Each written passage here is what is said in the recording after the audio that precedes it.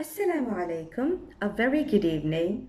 I'm Sinina. I'm a special educator working in UAE. So today we are going to see some important topics, that is visual spelling and words.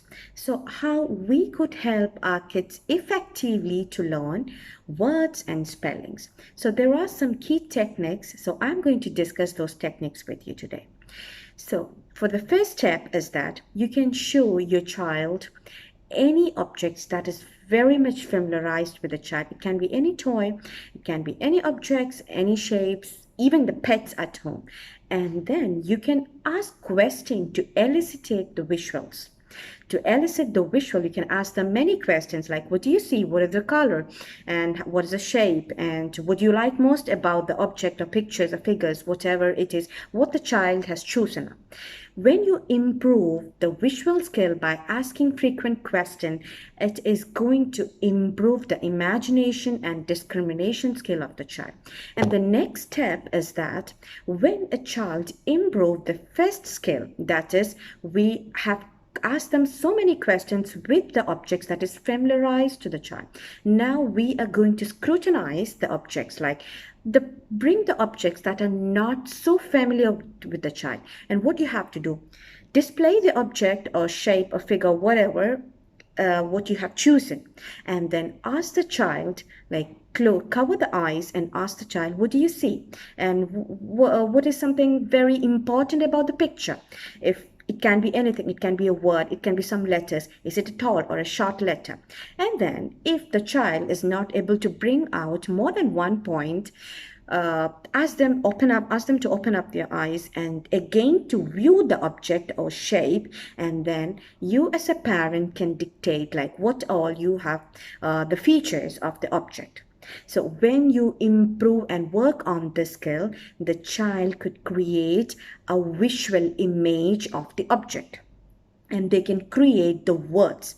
They can learn each day a different vocabulary or regarding when you take each object. Now we are going to see how we could improve the spelling skill of our kids.